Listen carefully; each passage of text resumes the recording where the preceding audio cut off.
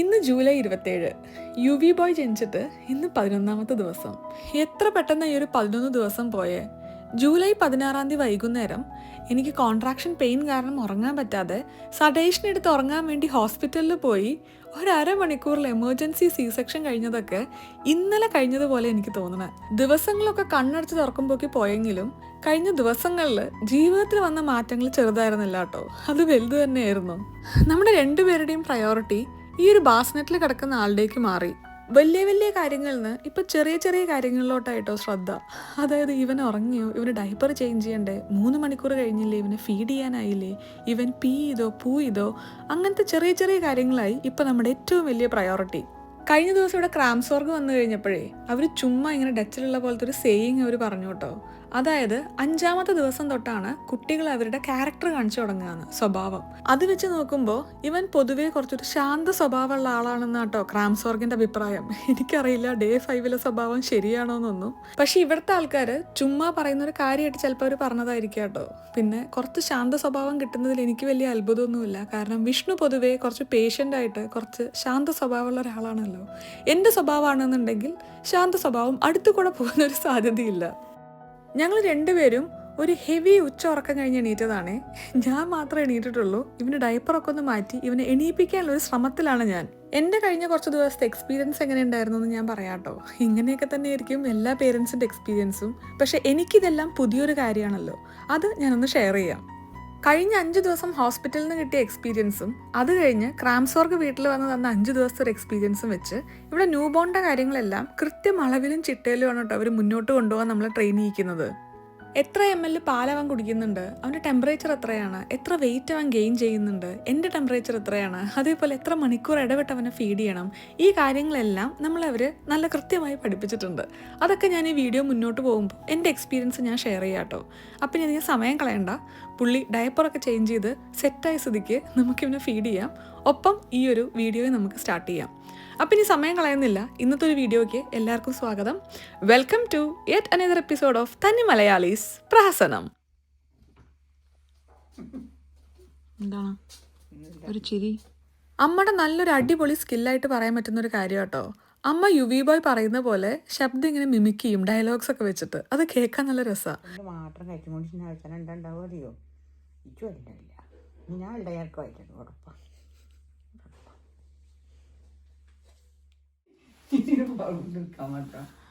അമ്മയ്ക്ക് എന്നോട് തീരെ സ്നേഹമില്ല എന്നാണ് പലരും പറയുന്നത്. എന്താ അമ്മ അങ്ങനെ കുറച്ചൊക്കെ സ്നേഹം കാണിച്ചോടെ?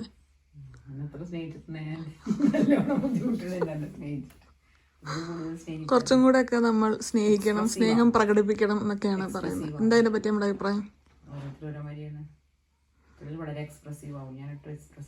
അമ്മ ജീവിതത്തിൽ ഏറ്റവും കൂടുതൽ ഇമോഷൻ എക്സ്പ്രസ് ചെയ്തൊരു മൊമെന്റ് ഏതാ? എനിക്ക് തോന്നുന്നു അമ്മ മറ്റേ സ്നേഹം മറ്റേ കരച്ചില് മാത്രല്ല, ഒരു വികാരം അമ്മ അത് എക്സ്പ്രസ് ചെയ്യാറില്ലല്ലോ. സന്തോഷവും ഇല്ല. ഞാൻ പറഞ്ഞില്ലേ, എനിക്ക് +2 അല്ലെങ്കിൽ 10th നല്ല മാർക്ക് ഉണ്ടെന്ന് ഞാൻ പൊട്ടിന്ന് വിളിച്ചു പറഞ്ഞാൽ എനിക്ക് ഒരേപോലത്തെ എക്സ്പ്രഷനാണ് കിട്ടിയിട്ടുള്ളത്. നമ്മൾ പാരമ്പര്യമായിട്ട് അങ്ങനെയല്ല, വെല്ലച്ചനൊക്കെ അങ്ങനെയാണ്. പക്ഷെ അങ്ങനെയല്ല, അമ്മ യൂട്യൂബിൽ വരാൻ തുടങ്ങിയിട്ടുണ്ടെങ്കിൽ കുറച്ച് എക്സ്പ്രസ് ചെയ്യണമെന്നാണ്. അല്ലെങ്കിൽ അമ്മ നല്ലൊരു അമ്മ അല്ലാതെ ആവുന്നതാണ്. പ്രസവിക്കാൻ പോകുമ്പോ പ്രസവിച്ചങ്ങോട്ട് വരണം. പ്രസവിക്കാൻ പോവാച്ചാൽ നോർച്ചലായിട്ട് എല്ലാരും പ്രസവിക്കുന്നതാണ്. അപ്പൊ നമ്മളിങ്ങനെ നീ ഇങ്ങനെ കൂടുതൽ ഇങ്ങനെ വിഷമം കാണിക്കുമ്പോ ഞാൻ അനുസരിച്ച് അയ്യോ മോളെയോ എന്താന്ന് വെച്ചിട്ട് എന്റെ നിലനിന്നാ നമുക്ക് കൂടുതൽ ഞാൻ മനസ്സിലാക്കുന്നത് കൂടുതൽ ടെൻഷൻ ഉണ്ടാവും. ഇത് സ്വാഭാവികമാണ്. ഇത് അങ്ങനെ കഴിയുന്ന പ്രസവിക്കാൻ പോയാൽ പ്രസവിച്ചങ്ങോട്ട് വരിക, എക്സാം എഴുതാൻ പോയി എക്സാം എഴുതി അങ്ങോട്ട് വരിക, എക്സാം എഴുതിയാൽ ജയിക്കും, ചിലപ്പോൾ തോൽക്കും. സാധനം വാങ്ങിക്കാൻ വളാഞ്ചേരി പോയാൽ സാധനം വാങ്ങി ഇങ്ങോട്ട് പൈസ കൊടുത്ത് വരിക. ജീവിതം അത്രേ ഉള്ളൂ അല്ലേ? എത്ര സിമ്പിളാ, എത്ര കോംപ്ലിക്കേറ്റഡ് വളരെ ഈസി ആയിട്ടുള്ള ജീവിതമാണ്. ജീവിതത്തിൽ ഏറ്റവും കോംപ്ലിക്കേഷൻ എന്റെ മാതിരി ഇത്ര. പക്ഷെ എന്താ അറിയോ, അമ്മക്ക് ഒട്ടും എക്സ്പ്രസീവ് അല്ല എന്ന് പറഞ്ഞിട്ട് ഒരു റീലോ എന്തോ കണ്ടായിരുന്നു. ഞാൻ അമ്മനെ കാണിക്കേണ്ട വിചാരിച്ചു, അമ്മയ്ക്ക് വിഷമം തോന്നുന്നു വിചാരിച്ചു. പക്ഷെ അമ്മ അത് കണ്ടിക്കണം ഓൾറെഡി. പക്ഷെ അതിനൊരു എക്സ്പ്രഷൻ ഉണ്ടായിട്ടില്ല, പറഞ്ഞോട്ട്. പക്ഷെ ഉണ്ടല്ലോ, നമ്മുടെ കുറെ സ്റ്റുഡൻസ് കമന്റ് സെഷനിൽ വന്ന് പറഞ്ഞിട്ടുണ്ട്, ബീന ടീച്ചർ ഭയങ്കര ബോൾഡാണ്, ബീന ടീച്ചറെ പറ്റി ഇങ്ങനെ പറഞ്ഞത് ശരിയായില്ല. അതാണ് നമ്മുടെ അസറ്റ് അല്ലേ? ഞാൻ 34 വർഷം പഠിപ്പിച്ചെന്റെ കുട്ടികൾക്ക് അറിയാം. അവരോട് ഞാൻ സ്ഥിരമായിട്ടൊരു വീഡിയോയിൽ അരമണിക്കൂർ പ്രസന്റ് ചെയ്യണ പോലെയല്ല ഞാൻ 24 hours. അതാണ് എന്റെ വ്യത്യാസം. അതാണ്. ഇപ്പൊ ദീപ ചേച്ചി നിവിൻ ചേട്ടന് പേരുണ്ടാണ്. ഹലോ ഹലോ ഷീവ് ശിവ് ഇപ്പോഴാണോ വരുന്നേ പോയിട്ട്? ഇത്ര കാലായി. യുവാൻ അവിടെ കൊണ്ടാക്കിയിട്ട് പിന്നെ ചോദിക്കാൻ വന്നോ? വരാനൊക്കെ ഉണ്ടായിരുന്നു, ഞങ്ങൾക്ക് വരാൻ പറ്റിയിട്ടില്ല. ഇവിടെ നമ്മുടെ NL ഫാമിലിയിലേ ഞാനിവിടെ വന്നൊരു സമയമല്ലേ, അതായത് ഏകദേശം ഒരു 6 കൊല്ലം മുന്നേ എല്ലാ വർഷവും ഓരോരുത്തർ വെച്ച് പ്രഗ്നൻ്റ് ആവുമായിരുന്നു കേട്ടോ. എല്ലാ വർഷവും ഓരോരോ ഡെലിവറി ഉണ്ടാവുമായിരുന്നു. പക്ഷെ അത് കഴിഞ്ഞ് ഇപ്പം ഏകദേശം ഒരു 4-5 കൊല്ലമായിട്ടൊരു ബ്രേക്കാണ്. അന്നുണ്ടായ എല്ലാ പിള്ളേരും ഇപ്പോൾ ശിവും നേത്തനും വേദും എല്ലാവരും ബിഗ് ബോയ്സ് ആയി. അപ്പോൾ ഒരു ഗ്യാപ്പിന് ശേഷം അവരെന്നെ കുറച്ച് വലുതായി കഴിഞ്ഞ് അവർക്കൊരു ചെറിയ ആളെ കയ്യിൽ കിട്ടുമ്പോൾ ഒരു ഭയങ്കര സ്നേഹവും ഇടയ്ക്കിടയ്ക്ക് കാണാനും ഒക്കെ തോന്നുമല്ലോ. അതാണ് ഇപ്പം ഞാൻ ഇവരുടെയിലൊക്കെ കാണുന്നത് കേട്ടോ. യുവിക്ക് ഇപ്പം 3 മണിക്കൂർ ഇടവിട്ട് 70 ml ആണ് കേട്ടോ നമ്മൾ പാല് കൊടുക്കുന്നത്. അതാണ് അവൻ്റെ വിശപ്പിന് ആവശ്യമുള്ളത്. അത് കുടിച്ചു കഴിഞ്ഞാൽ 3 മണിക്കൂർ കൃത്യമായി അവൻ കിടന്നുറങ്ങിക്കോളും. അത് കഴിഞ്ഞ് ഒരു 3-3.5 മണിക്കൂർ ആകുമ്പോഴേക്ക് അവൻ തന്നെ സ്വയം എണീറ്റ് കരയാൻ വേണ്ടി തുടങ്ങും കേട്ടോ വിശന്നിട്ട്. 3 മണിക്കൂർ ഇടവിട്ട് 70 ml പാല് എൻ്റെ ബോഡി പ്രൊഡ്യൂസ് ചെയ്യാൻ വേണ്ടി തുടങ്ങിയിട്ടില്ല. അതുകൊണ്ട് മിക്സ് ഓഫ് ബ്രസ്റ്റ് ഫീഡിങ്ങും അതേപോലെ തന്നെ ഫോർമുലയും നമ്മൾ അവന് കൊടുക്കുന്നുണ്ട്. ശിവിന്റെ മടിയിലാണ് ഇരിക്കുന്നത് യുവി.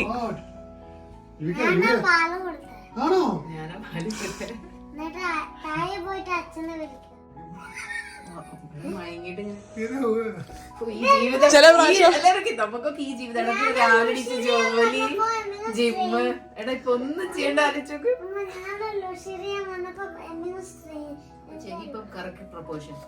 ഈ എന്താ പറയാ, ചില പ്രാവശ്യം പാല് പിടിച്ചിട്ട് എണീറ്റ് കഴിഞ്ഞാലേ വിഷ്ണു പറയും ഇപ്പൊ ഒതിച്ചു കഴിഞ്ഞാൽ എന്തായാലും ചുവപ്പെത്തുന്നു. അങ്ങനെ കിറങ്ങി ഉണ്ടാവും കണ്ണൊക്കെ മോള് പോയിട്ട്. ഡെലിവറി കഴിഞ്ഞ് കഴിഞ്ഞാൽ പാലുണ്ടാവാൻ വേണ്ടി നമ്മൾ കുറേ സാധനങ്ങൾ എന്തൊക്കെയോ കഴിക്കില്ലേ, ജീരകക്കഞ്ഞി, ഉലുവ, അങ്ങനത്തെ സാധനങ്ങളൊക്കെ എങ്ങനെയാണ് ഉണ്ടാക്കുക എന്നുള്ളത് അമ്മ ദീപചേച്ചിക്ക് പറഞ്ഞു കൊടുക്കുക കേട്ടോ. നാളികേരപ്പാൽ ഒഴിക്കാം. എന്നിട്ട് എന്താണ് ബട്ടറിൽ ഉള്ളി, ചെറിയ ഉള്ളി അത് വറുത്തിട്ട് ഈ സാധനം ഭയങ്കര ഇന്നലെ കുടിച്ചിട്ട് എനിക്ക് അങ്ങോട്ട് വയ്യാതെ പോയി. നല്ലതാണ്. അതിന് മുന്നേ ഒരു സാധനം ഉണ്ടാക്കിയായിരുന്നു, ഈ അമ്പലത്തിലൊക്കെ കിട്ടുന്ന പായസം പോലെ, പൊടിയരി കഞ്ഞിയും ചെറുപയറും. പൊടിയരിയും ചെറുപയറും ഉലുവയും വേവിക്കുക ശർക്കരയില്. അത് രസമുണ്ടായിരുന്നു. ഒരു ഉണ്ട പോലെ. ഇതേപോലെ തന്നെ നെയ്യിൽ ഉള്ളി വറുത്തിട്ടിട്ട് എടുക്കുക. അപ്പൊ ശർക്കര ഉണ്ട്, അപ്പൊ സ്വാദുണ്ട്. പായസം പോലെ എനിക്ക് ഇതുണ്ടോന്നല്ല, പായസം പോലെ ഉണ്ണിയപ്പം പോലെ ഒന്ന് ചുട്ടെടുക്കൂലേ ഉലുവയുടെ, ഭയങ്കര ടേസ്റ്റാണ്. ഇത് നല്ലതായിരുന്നു. പക്ഷെ നല്ലതാന്ന് മനസ്സിലാക്കിയപ്പോ അമ്മ വിചാരിച്ചു ഇനി ഒരു പണി എടുക്കാം, എന്നാ പിന്നെ ജീരകഞ്ഞിയാക്കി. നല്ല കയ്പുള്ള കഞ്ഞി, ഉലുവക്കഞ്ഞി വേണോ ശിവന്? വേണോ? കോഴിമുട്ട ഏതാ വേണ്ടേ? കോഴിമുട്ട വേണോ? എഗ് വേണോ ശിവന്? എഗ് വേണമെങ്കിൽ വായത്തരാം. വായത്തിട്ട് നാം ചോറ് തന്ന പോലെ. ഈ ജീരകക്കഞ്ഞി ഉലുവക്കഞ്ഞിയൊക്കെ ഉണ്ടല്ലോ, ശത്രുക്കൾക്ക് പോലും കൊടുക്കരുതെന്ന് എനിക്ക് പറയാനുള്ളത്. പക്ഷെ അമ്മ എന്നെ വിടില്ല. അതുകൊണ്ട് ദിവസം ഇത് കുടിച്ചേ പറ്റൂ. അതുകൊണ്ട് ഞാൻ കണ്ണടച്ച് ഇറക്കിക്കൊണ്ടിരിക്കുകയാണ് ഇത്. നമ്മൾ പ്രഗ്നൻ്റ് ആവുന്ന സമയത്ത് ഇവിടെ ഒരു മെയിൻ ക്വസ്റ്റ്യൻ ആണ്, എങ്ങനെയാണ് ഇവിടെ ഫീഡ് ചെയ്യിക്കാൻ പോകുന്നത്? ബ്രസ്റ്റ് ഫീഡാണോ അതോ ബ്രസ്റ്റ് ഫീഡ് ചെയ്യിക്കുന്നില്ലേ എന്ന്. നമ്മുടെ 2 പേരുടെ ഐഡിയ ഇവനെ ബ്രസ്റ്റ് ഫീഡ് ചെയ്യിക്കണം തന്നെയായിരുന്നു.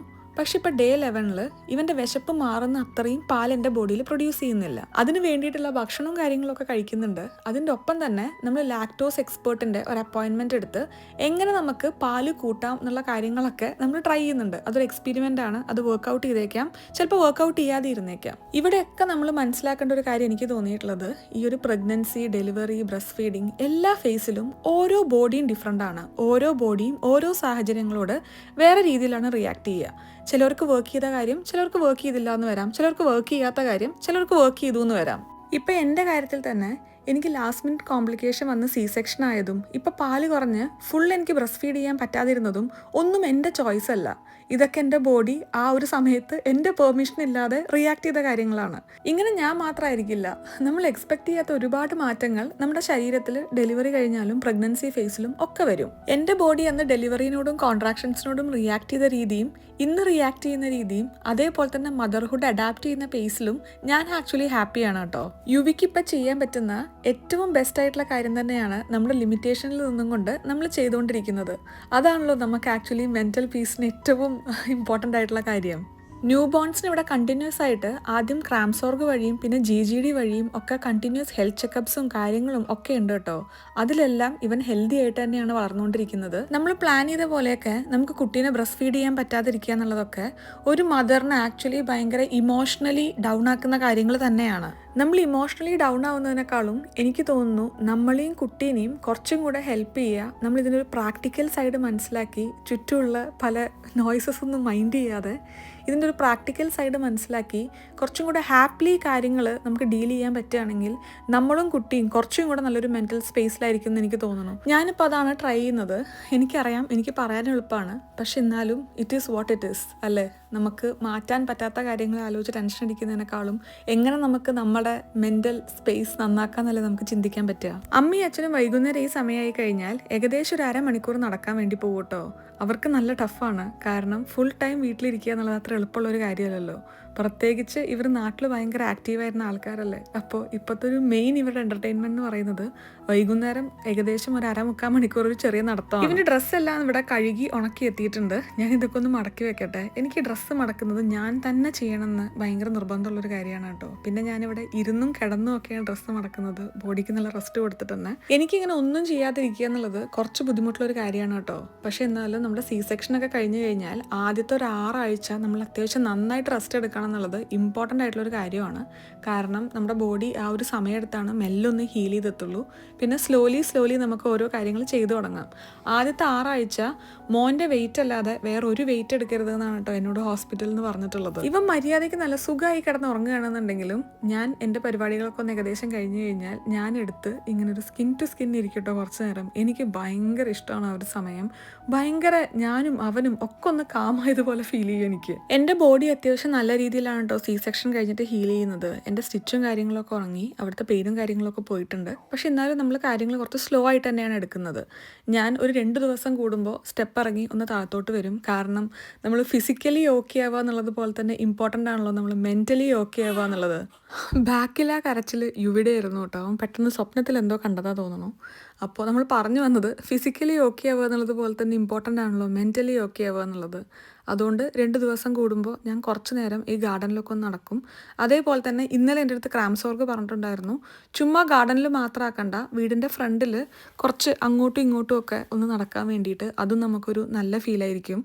അമ്മയും അച്ഛനും അങ്ങനെ നടത്തൊക്കെ കഴിഞ്ഞ് തിരിച്ചു വന്നിട്ടുണ്ട്. ഏകദേശം 2-3 കിലോമീറ്ററൊക്കെ നടക്കാറുണ്ട് കേട്ടോ ഇപ്പോൾ വൈകുന്നേരം. അത് അവർക്ക് നല്ലൊരു ടൈമാണ്.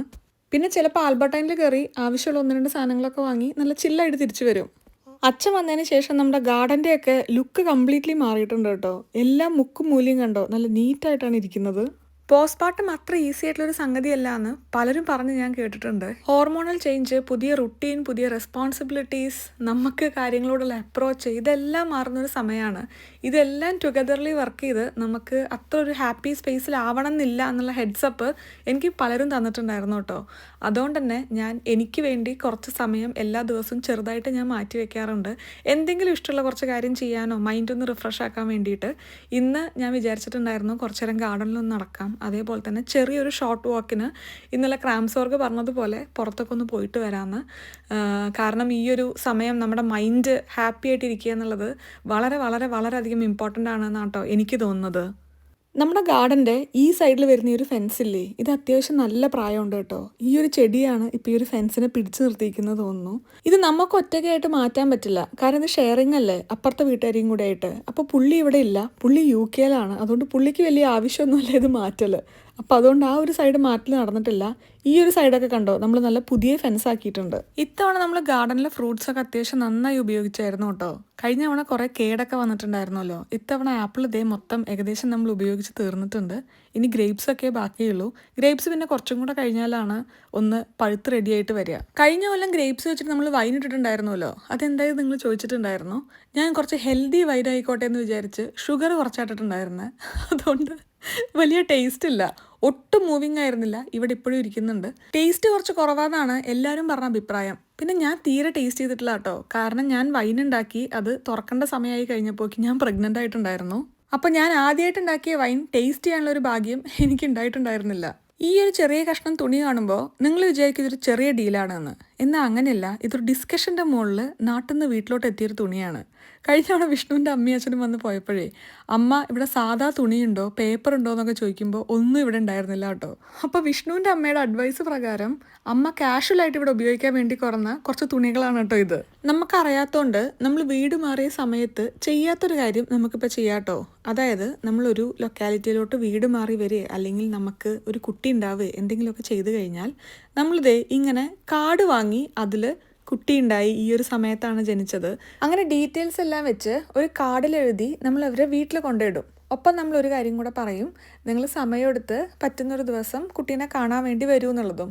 അപ്പം നമ്മൾ ആകെ മൊത്തം ഈ ഒരു ഏരിയയിൽ ആ ഒരു ഏജിലുള്ള കുട്ടികളുണ്ടെന്നുണ്ടെങ്കിൽ പിന്നീട് ഫ്യൂച്ചറിൽ ഇവർക്ക് അങ്ങോട്ടും ഇങ്ങോട്ടും പ്ലേ ഡേറ്റ് എടുക്കാനും കളിക്കാനും ഒക്കെയുള്ളൊരു അവസരമായിട്ടാണ് ഇത് കാണുന്നത്. ഡച്ച് കൾച്ചർ പ്രകാരം നെയ്ബേഴ്സ് എന്ന് പറയുന്ന ആൾക്കാർ വളരെയധികം ഇമ്പോർട്ടൻ്റ് ആയിട്ടുള്ള ആൾക്കാരായിട്ടാണ് കേട്ടോ കൺസിഡർ ചെയ്യുന്നത്. ഡെയിലി നമ്മൾ കാണുന്ന ആൾക്കാരാണ്. പിന്നെ അതേപോലെ തന്നെ നമുക്ക് എന്തെങ്കിലും ആവശ്യമുണ്ടെങ്കിൽ ഫസ്റ്റ് നമുക്ക് വിളിക്കാൻ പറ്റുന്നതും ഓടി വരുന്ന ആൾക്കാരാണ്. അതുകൊണ്ട് തന്നെ ഈ ഒരു കൾച്ചർ പ്രകാരം നമ്മുടെ അയൽപക്കക്കാർ നമുക്ക് വളരെയധികം ഇമ്പോർട്ടൻ്റ് ആയിട്ടുള്ള ആൾക്കാരാണ്. ഞാൻ ഇവിടുത്തെ എക്സാം എഴുതാൻ വേണ്ടി ഇതൊക്കെ പഠിച്ചപ്പോഴാണ് ഇത്രയും സംഗതികളൊക്കെ എനിക്ക് മനസ്സിലായത് കേട്ടോ. കത്തൊക്കെ എഴുതി തീർന്നു. നമുക്കിനി ഡിന്നർ കഴിച്ച് ചെറിയൊരു നടത്തത്തിന് വേണ്ടി പോവാട്ടോ. ഇന്ന് നമുക്ക് ഗോതമ്പ് ദോശയും കടലക്കറിയും കപ്പിയും മീൻകറിയാണ് നമ്മുടെ ഇന്നത്തെ ഡിന്നർ. നമ്മുടെ സി സെക്ഷന് ശേഷം രണ്ടാമത്തെ നടത്തമാണ് കേട്ടോ ഇത്. കഴിഞ്ഞൊരു ദിവസം ഞാൻ ചെറുതായിട്ടൊരു ഷോർട്ട് വാക്കിന് വേണ്ടി പോയിട്ടുണ്ടായിരുന്നു. അധികമൊന്നുമില്ല, എനിക്ക് തോന്നുന്നു ഒരു 250 അല്ലെങ്കിൽ ഒരു 300 മീറ്റർ നടന്നപ്പോൾ ഞാൻ പരിപാടി അവസാനിപ്പിച്ചിട്ടുണ്ടായിരുന്നു. പിന്നെ എൻ്റെ അടുത്ത് ക്രാംസോർക്ക് പറഞ്ഞിട്ടുണ്ടായിരുന്നു കേട്ടോ, നടക്കുമ്പോൾ അങ്ങോട്ട് നടന്ന് പിടിക്കരുത്, കാരണം തിരിച്ചും അത്രയും ദൂരം നമുക്ക് നടക്കാനുണ്ട് എന്നുള്ള കാര്യം നമ്മൾ മനസ്സിൽ വെക്കണം എന്ന്. വിഷ്ണു കഴിഞ്ഞ് ഏകദേശം ഒരു 1.5 ആഴ്ചയായിട്ട് പെറ്റേണൽ ലീവിലായിരുന്നു കേട്ടോ. നാളെ തിരിച്ച് ജോയിൻ ചെയ്യുകയാണ്. അപ്പം ഞാനും വിഷ്ണുവും കൂടെ നടത്തത്തിലുള്ള മെയിൻ കോൺവെർസേഷൻ എന്ന് പറയുന്നത് നമുക്ക് എങ്ങനെ നമ്മളൊരു പുതിയ റുട്ടീൻ സെറ്റ് ചെയ്തെടുക്കുക എന്നുള്ളതായിരുന്നു. അതായത് രാത്രി എത്രയൊക്കെ തവണ വിഷ്ണു എണീക്കണം, രാത്രി എത്രയൊക്കെ തവണ ഞാൻ എണീക്കണം, നമുക്ക് എങ്ങനെ കുറച്ച് കണ്ടിന്യൂസ് സ്ലീപ്പ് പ്ലാൻ ചെയ്യാൻ പറ്റും, എന്നാലേ വിഷ്ണുവിന് ജോലിക്ക് കയറാൻ പറ്റൂ, അങ്ങനത്തെ ബേസിക് ആയിട്ടുള്ള കാര്യങ്ങളൊക്കെ ഉണ്ടല്ലോ, അതൊക്കെ നമ്മളിങ്ങനെ പ്ലാൻ ചെയ്തുകൊണ്ടിരിക്കുകയാണ്. നമ്മൾ പ്ലാൻ ചെയ്യുന്നുണ്ടെന്നുണ്ടെങ്കിലും ഇതൊന്നും നടക്കണം എന്നില്ല. പക്ഷെ എന്നാലും ഡിഫറെൻറ്റ് കാര്യങ്ങൾ നമ്മൾ ട്രൈ ചെയ്ത് നോക്കും. അതിൽ ഒരു കാര്യത്തിൽ നമ്മൾ അങ്ങോട്ട് സെറ്റാവും. നാളെ ഗീതുവും പേരൻസും നാട്ടിലോട്ട് പോവുകയാണ് കേട്ടോ. പിന്നെ തിരിച്ച് ഒരു 3 ആഴ്ച കഴിഞ്ഞ് ഗീതു ഒറ്റയ്ക്ക് ഇങ്ങോട്ട് വരും. ഗീതുവിൻ്റെ പേരൻസിനായിട്ട് എനിക്കൊരു ഭയങ്കര കണക്ഷനാണ് കേട്ടോ. എനിക്കറിയാൻ പാടില്ല, ഞാനും വിഷ്ണു ഇവിടെ പറയുന്ന കാര്യമാണ്, ഭയങ്കര ജെനുവിനായിട്ടുള്ള 2 ആൾക്കാരെ പോലെ നമുക്ക് അവരുടെ അടുത്ത് സംസാരിക്കുമ്പോൾ ഫീൽ ചെയ്യും. അതുകൊണ്ട് തന്നെ നമുക്ക് വളരെ ഒരു ജെനുവിനായിട്ടുള്ളൊരു ഇഷ്ടം നമുക്ക് അങ്ങോട്ടും ഫീൽ ചെയ്യും. ഇത്തവണ പക്ഷെ അവരിവിടെ വന്ന സമയത്ത് എൻ്റെ പ്രഗ്നൻസിയും ഡെലിവറിയും എല്ലാം കൂടെ നടക്കുന്ന സമയമായത് കാരണം എനിക്കവരെ പ്രോപ്പർലി ഒന്ന് വീട്ടിലോട്ട് വിളിച്ച് കുറച്ച് ടൈം സ്പെൻഡ് ചെയ്യാനുള്ളൊരു നേരം കിട്ടിയിട്ടുണ്ടായിരുന്നില്ല. നമ്മൾ ഒരുമിച്ച് ടൈം സ്പെൻഡ് ചെയ്തിട്ടുണ്ടായിരുന്നു. ഞാൻ അങ്ങോട്ട് പോയിട്ടും ചെറുതായിട്ട് പുറത്ത് പോയിട്ടും ഒക്കെ. അതല്ലാതെ അവരൊന്ന് വീട്ടിലോട്ട് മര്യാദയ്ക്ക് വിളിക്കാൻ വേണ്ടി പറ്റിയില്ല. ഒരുപാട് സാഹചര്യങ്ങൾ നമ്മൾ ക്രിയേറ്റ് ചെയ്യാൻ നോക്കിയെങ്കിലും ഒന്നും അങ്ങോട്ട് ശരിക്കും വർക്കൗട്ടായില്ല. അതിൽ എനിക്കൊരു ചെറിയ വിഷമമുണ്ട്. സാരല്ല, നാട്ടിൽ പോകുമ്പോൾ നമുക്കിത് മമ്മീനെയും പപ്പേനെയും ഒക്കെ പോയി കാണാം. പിന്നെയും അവരിങ്ങോട്ട് വരുമല്ലോ, അപ്പോൾ അവരെ കാണാം. ഇത് ഞാൻ അവർക്ക് വേണ്ടി വാങ്ങിയൊരു ചെറിയ ഗിഫ്റ്റാണ് കേട്ടോ. ഇത് വളരെ മനസ്സറിഞ്ഞ് ഞാൻ വാങ്ങിയൊരു സമ്മാനമാണ്. എനിക്ക് അറിയില്ല, ഞാൻ പറഞ്ഞില്ലേ, അവർ പോകുന്നതിൽ എനിക്കുണ്ട് ചെറിയൊരു വിഷമം. ഇന്നലെ ഇവിടെ മമ്മിയും പപ്പയും വന്ന് കൊച്ചിനെയും എന്നെയൊക്കെ കണ്ട് യാത്രയൊക്കെ പറഞ്ഞു പോയായിരുന്നു കേട്ടോ. മമ്മി ചെറുതായിട്ട് ഒന്ന് പോകുന്നതിൻ്റെ സെൻറ്റിമെൻറ്റ്സും ഒക്കെ കാണിച്ചായിരുന്നു. എനിക്കിന്നവരെ പോയി കാണണമെന്ന് ആഗ്രഹം ഉണ്ടായിരുന്നു. പക്ഷേ അമ്മയും അച്ഛനും അങ്ങനെ അങ്ങോട്ട് പുറത്തോട്ട് കൂടുതലായി ഇറങ്ങാൻ വേണ്ടി സമ്മതിക്കുന്നില്ല. പിന്നെ എന്തായാലും അമ്മയും അച്ഛനും പറയുന്നത് കേൾക്കാമെന്ന് വിചാരിച്ച് ഞാൻ വീട്ടിൽ തന്നെ ഇരുന്നു. അച്ഛനും വിഷ്ണുവും കൂടെ പോയി അവരെ കണ്ട് ഗിഫ്റ്റൊക്കെ കൊടുത്തിട്ടുണ്ടായിരുന്നു. അവിടുന്ന് മമ്മീനോട് വീഡിയോ കോളൊക്കെ വിളിച്ച് സംസാരിച്ചു. ഗീതുവിൻ്റെ മമ്മീനെയും പപ്പേനെയും പരിചയപ്പെട്ടിട്ട് ദീപ ചേച്ചി പറഞ്ഞൊരു കാര്യമുണ്ട്, അവരുടെ മോളല്ലേ ഗീതു, അതുകൊണ്ടാണ് ഗീതു ഇങ്ങനെയെന്ന്. സത്യം പറഞ്ഞാൽ ആണ് കേട്ടോ. ഇവർ 3 പേരും ഭയങ്കര ജെനുവിനായിട്ട് നമ്മുടെ ലൈഫിൽ ഭയങ്കര വാല്യൂ ആഡ് ചെയ്യുന്ന ആൾക്കാരായിട്ട് എനിക്ക് ഫീൽ ചെയ്തിട്ടുണ്ടായിരുന്നു. എന്തായാലും ഇനി അവർ നാട്ടിൽ പോകുമ്പോൾ കാണും. ഇനിയും അവർക്ക് ഇങ്ങോട്ടൊക്കെ വരാൻ പറ്റട്ടെ. എന്നെയും വിഷ്ണുവിനെയും പോലെ തന്നെ അമ്മയും കാര്യങ്ങളൊക്കെ ചെയ്ത് പഠിച്ച് അമ്മ ഇപ്പോൾ ഒരു എക്സ്പേർട്ടായിട്ടുണ്ട് കേട്ടോ. ഞാൻ പറഞ്ഞില്ലേ കഴിഞ്ഞ വീഡിയോയിൽ, ഞാനും രോഹിത്തും ഉണ്ടായ സമയത്ത് അമ്മമ്മയായിരുന്നു നമ്മുടെ കാര്യങ്ങൾ മൊത്തം നോക്കിയിട്ടുണ്ടായിരുന്നത്. പിന്നെ രോഹിത്തിന് തന്നെ ഇപ്പോൾ 27 വയസ്സായി. അപ്പോൾ അതുകൊണ്ട് അമ്മയ്ക്ക് നല്ലൊരു ഗ്യാപ്പ് വന്നിട്ടുണ്ടായിരുന്നല്ലോ. ഇപ്പോഴാണ് അമ്മ വീണ്ടും ചെറിയ കുട്ടികളുടെ കാര്യങ്ങളൊക്കെ നോക്കി തുടങ്ങുന്നത്. അതുകൊണ്ട് ഒരു കൈത്തഴക്കം വരേണ്ട ആവശ്യം ഉണ്ടായിരുന്നു എന്ന് അമ്മ എപ്പോഴും പറയും. ഇപ്പോൾ നന്നായിട്ട് വന്നു. കാര്യങ്ങളെല്ലാം അമ്മ ഇവിടുത്തെ രീതിയിൽ തന്നെ ഹാൻഡിൽ ചെയ്യാൻ പഠിച്ചു. ക്രാംസോർക്ക് ആക്ച്വലി ഒരു ട്രെയിനിങ് അമ്മയ്ക്ക് കൊടുത്തു എന്ന് വേണമെങ്കിൽ പറയാം. ഞാൻ ഏകദേശം ഒരു 36 വീക്സ് പ്രഗ്നൻ്റ് ആകുമ്പോൾ തന്നെ ഇവൻ്റെ ഈ ഒരു സംഗതി സംഗതികളെല്ലാം ഇവിടെ അറേഞ്ച് ചെയ്ത് വെച്ചിട്ടുണ്ടായിരുന്നു കേട്ടോ. ഡയപ്പർ, വെറ്റ് വൈപ്സ്, ഹൈഡ്രോഫിൽ, കോംബ്, പിന്നെ അവൻ്റെ റോംബർ, ബോഡി സൂട്ട്സ്, അങ്ങനത്തെ കാര്യങ്ങളെല്ലാം ഞാൻ അറേഞ്ച് ചെയ്ത് വെച്ചിട്ടുണ്ടായിരുന്നു. അതൊരു നല്ല കാര്യമായിട്ടാണ് എനിക്ക് തോന്നിയത് കേട്ടോ. കാരണം ഡെലിവറി കഴിഞ്ഞ് വന്നപ്പോൾ എനിക്ക് എല്ലാം ഇവിടെ റെഡി ആയിട്ടുണ്ട്. എനിക്ക് ഡയറക്റ്റ്ലി ഇനി എടുത്ത് ഉപയോഗിച്ചാൽ മാത്രം മതി. ഇതിൽ ഹൈഡ്രോഫിൽ എന്ന് പറഞ്ഞൊരു സംഗതിയുണ്ട്. അതെന്താണെന്ന് നിങ്ങൾക്കൊന്ന് ഊഹിക്കാൻ പറ്റുമോ? ഞാനിവിടെ വന്ന ഉടനെ ഹൈഡ്രോഫിൽ നിന്നല്ലേ ഗംഭീരമായ വാക്ക് കേട്ടിട്ട് എന്താണെന്ന് ഞാൻ അന്തം വിട്ട് നോക്കി വന്നിട്ടുണ്ടായിരുന്നു. ആ ഒരു ചെറിയ കഷ്ണം തുണിയില്ലേ ഇവർ പാല് കക്കുകയൊക്കെ ചെയ്യുമ്പോൾ തുടയ്ക്കുന്നത്, അതിനെയാണ് ഈ ഹൈഡ്രോഫിൽ നിന്ന് ഗംഭീരമായി നമ്മൾ വിളിക്കുന്നത്. ആ ഒരു ചെറിയ കഷ്ണം തുണിക്ക് ആ പേരൊട്ടും അങ്ങോട്ട് സൂട്ടാവാത്ത പോലെ നിങ്ങൾക്ക് തോന്നുന്നില്ലേ? അങ്ങനെ രാത്രി 9 മണിക്ക് ഇവൻ്റെ ഫീഡിങ് ഏകദേശം തീർന്നു. ഇനി 12 മണിക്കാണ് കേട്ടോ ഇവൻ്റെ ഫീഡിങ് ടൈം. അതിൻ്റെ ഉള്ളിൽ ഞാൻ പോയിട്ടൊന്ന് ചെറുതായി കുളിച്ചിട്ട് വരാം. എൻ്റെ റുട്ടീനിൽ ഏറ്റവും കൂടുതൽ മാറ്റം വരുത്തേണ്ട ഒരു സംഗതി ഈ ഒരു രാത്രി കുളിയാണെന്ന് എനിക്ക് തോന്നുന്നു കേട്ടോ. എനിക്ക് രാത്രി കിടക്കുന്നതിൻ്റെ മുന്നേ കുളിച്ച് കിടക്കുന്നത് ഭയങ്കര ഇഷ്ടമാണ്. പക്ഷേ ഈ ഒരു സമയം ഞാൻ മാറ്റി ഈവനിങ് കുളിയിലോട്ട് വരേണ്ടി വരും. എന്നാലാണ് എനിക്ക് കാര്യങ്ങൾ കുറച്ചും കൂടെ പ്രോപ്പറായിട്ട് ഹാൻഡിൽ ചെയ്യാൻ പറ്റുക എന്ന് എനിക്ക് തോന്നണോ. നമ്മൾ ലേൺ ചെയ്ത പല കാര്യങ്ങളും അൺലേൺ ചെയ്യുന്ന ഒരു സമയമാണല്ലോ ഇത്. എന്നിട്ട് പുതിയ കാര്യങ്ങൾ നമ്മൾ പഠിക്കും, അത് ഇംപ്ലിമെൻറ്റ് ചെയ്യാൻ ശ്രമിക്കുകയൊക്കെ വേണം.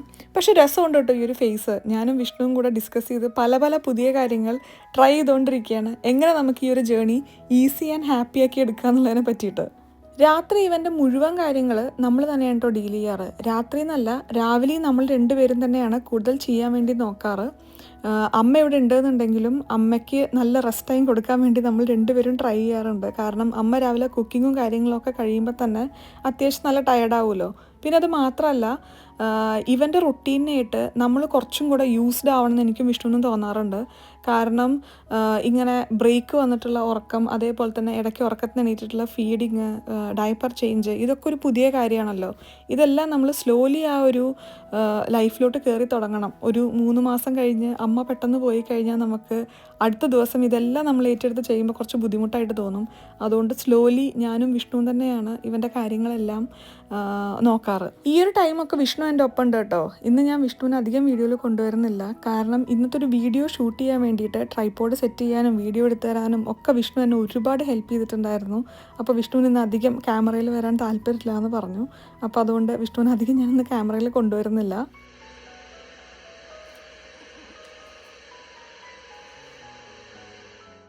ഞാൻ ഉറങ്ങുന്ന സമയത്ത് വൈറ്റ് നോയ്സ് വെക്കാറുണ്ട് കേട്ടോ. അത് അത്യാവശ്യം യൂസ്ഫുൾ ആയിട്ട് തന്നെയാണ് എനിക്ക് ഫീൽ ചെയ്യുന്നത്. ഞാൻ കുളിച്ച് ഓടി വന്ന് ഇവന് ഉറക്കമൊക്കെ ചെയ്തല്ലേ ഞാൻ പോയിട്ട് ഇനി എൻ്റെ മുടിയൊക്കെ ഒന്ന് കെട്ടി എൻ്റെ ചെറിയ സ്കിൻ കെയർ പരിപാടിയൊക്കെ ഒന്ന് ചെയ്യട്ടെ, ബ്രഷൊക്കെ ചെയ്തിട്ട്. നമുക്ക് ഈ പ്രഗ്നൻ്റ് ആവുന്ന സമയത്ത് നല്ല പ്രഗ്നൻസി ഗ്ലോ ഉണ്ടായിരിക്കുമല്ലോ. അതുകൊണ്ട് ആ ഒരു സമയത്ത് അഹങ്കാരം കാരണം ഞാൻ വെറും മോയ്സ്ചറൈസറും സൺസ്ക്രീനിലോട്ടും മാത്രം സ്വിച്ച് ചെയ്തിട്ടുണ്ടായിരുന്നു. ഇപ്പോൾ ഡെലിവറിയൊക്കെ കഴിഞ്ഞപ്പോൾ ബാക്ക് ടു റിയാലിറ്റി. നമുക്ക് കുറച്ചും കൂടെ സ്കിൻ കെയറും കാര്യങ്ങളൊക്കെ ഒന്ന് ശ്രദ്ധിക്കേണ്ട സമയമാണെന്ന് എനിക്ക് തോന്നണു. അങ്ങനെ ഇന്നത്തെ ഒരു പരിപാടി ഏകദേശം ഇവിടെ തീർന്നു കേട്ടോ. ഇവൻ്റെ 12 മണിയുടെ ഫീഡിങ് എൻ്റെ ഡ്യൂട്ടിയാണേ. അപ്പോൾ അവൻ്റെ ഫീഡിങ്ങൊക്കെ കഴിഞ്ഞ് അവൻ്റെ ഡയപ്പറൊക്കെ ചേഞ്ച് ചെയ്ത് ഫീഡൊക്കെ ചെയ്ത് അവനെ കിടത്തി ഉറക്കി. ഇനി കിടക്കുന്നതിൻ്റെ മുന്നേ ഞാൻ ഒരു തവണ പമ്പ് ചെയ്ത് വെക്കും കൂടെ ചെയ്യും കേട്ടോ. ഞാൻ എല്ലാ തവണയും ഇവൻ ഫീഡ് ചെയ്യുന്ന സമയത്ത് ഞാൻ അവനെ ബ്രസ്റ്റ് ഫീഡ് ചെയ്യും. അത് കഴിഞ്ഞ് ഞാനൊന്ന് പമ്പ് ചെയ്യും കൂടെ ചെയ്യും കേട്ടോ. ഇതെനിക്ക് ലാക്ടോസ് എക്സ്പേർട്ട് പറഞ്ഞതായിരുന്നു. അവരൊന്ന് ട്രൈ ചെയ്ത് നോക്കാൻ വേണ്ടിയിട്ട്. നമ്മുടെ നേരത്തെ പറഞ്ഞതുപോലെ ഡിഫറെൻറ്റ് കാര്യങ്ങൾ ഇപ്പോൾ ട്രൈ ചെയ്തുകൊണ്ടിരിക്കുകയാണ്, നമ്മുടെ ബോഡിയിൽ മിൽക്ക് പ്രൊഡക്ഷൻ കൂട്ടാൻ പറ്റുമെന്ന് അറിയാൻ വേണ്ടിയിട്ട്. പക്ഷേ ഈ ഒരു സമയത്ത് ഞാൻ ഇനി പാല് പമ്പ് ചെയ്ത് വെച്ച് കഴിഞ്ഞാൽ പിന്നെ 3 മണിയുടെ ഫീഡിങ്ങിന് ഞാൻ എണീക്കില്ല കേട്ടോ. അത് വിഷ്ണുവാണ് എണീറ്റ് ഡയപ്പറൊക്കെ ചേഞ്ച് ചെയ്ത് അവന് പാല് കൊടുക്കുക. കാരണം എന്നാലാണ് കണ്ടിന്യൂസ് ആയിട്ട് വിഷ്ണുവിനും എനിക്കും കുറച്ച് നേരം സ്ലീപ്പ് കിട്ടുള്ളൂ. പിന്നെ ഇപ്പോൾ വിഷ്ണുവാണ് ബാസ്നെറ്റിൻ്റെ അടുത്ത് കിടക്കുന്നത് കേട്ടോ. കാരണം എനിക്ക് എൻ്റെ സ്റ്റിച്ചെല്ലാം വെച്ച് ആ വഴി ഇറങ്ങാൻ വേണ്ടി കുറച്ച് ബുദ്ധിമുട്ടാണ്. അപ്പോൾ തൽക്കാലം ഒരാഴ്ച വിഷ്ണുവാണ് അങ്ങനത്തെ കാര്യങ്ങളൊക്കെ ഒന്ന് ഹാൻഡിൽ ചെയ്യുന്നത്. ഇതൊക്കെ നമ്മുടെ പുതിയ റൂട്ടീൻ്റെ റിതം കിട്ടാൻ വേണ്ടിയിട്ടുള്ള കുറേ ട്രൈയിങ് ആണ് കേട്ടോ. എന്തൊക്കെ സക്സസ്ഫുൾ ആയി എന്നുള്ളത് ഞാൻ വരുന്ന വീഡിയോസിൽ പറയാം. അപ്പോൾ അത്രയുള്ള ഈ ഒരു ചെറിയ വീഡിയോ നിങ്ങൾക്ക് ഇഷ്ടപ്പെട്ടു എന്ന് വിചാരിക്കുന്നു. വീണ്ടും നല്ലൊരു വീഡിയോ ആയിട്ട് കാണുന്നവരെ എല്ലാവർക്കും നന്ദി, നമസ്കാരം. സസ്നേഹം തനി മലയാളി. ടാറ്റ. പെട്ടെന്ന് തന്നെ കാണാം കേട്ടോ. അപ്പോൾ ടാറ്റ.